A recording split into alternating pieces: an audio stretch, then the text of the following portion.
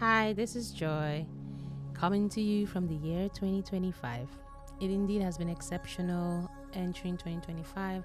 When I look back on 2024, I just have to be thankful because 2024 was an exceptional year. I started the year with a lot of dreams, zest, excitement for what lay ahead. I had my to-do list, I had the things I wanted to achieve, I had plans. And from January, it looks like everything just seemed to work against every single thing that I had written out. I felt a little discouraged from January 6th, if I'm not lying, but I got some rejection emails, and I was in church praying and doing Thanksgiving for and I got rejection emails, and I refused to let those rejection emails determine the course of my year. I dusted myself up. I remember the Pastor Podju said, he says, what you do in the first 5 minutes, 5 seconds of when you hear things that like bad news and things we're not expecting determines the course and the trajectory of the day, your life and your direction. So I just yes, this happened. I just moved on and went ahead to focus on other things. Okay, so how best can I do this? How can I live my life differently? Where can I pivot to? And when I started thinking solution instead of wallowing in self-pity, a lot of things started opening up to me, directions and things that I didn't initially plan. I took courses. Yes, I'm a marketing specialist, I'm a coach, but I've never been trained as a coach. And then I just decided to take the certification courses, and that journey led me to places I did not know I would go. It led me to self-discovery. It led me to meeting new people, discovering parts of myself that I had hidden.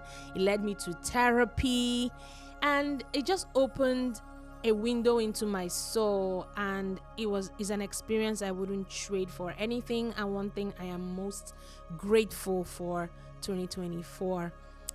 So aside just pivoting and being more certified in my specialty, I finally took the plunge to open a second business.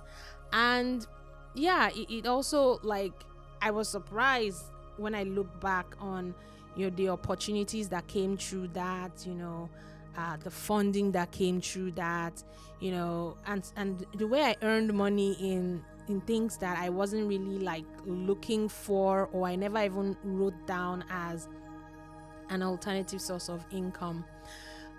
So the point of my TED talk today is you don't know where your life would go.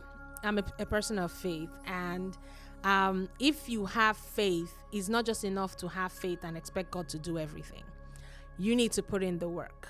You need to also write down things you want to achieve and let that be the guiding light or the blueprint that will make, shape, break, or redirect your year.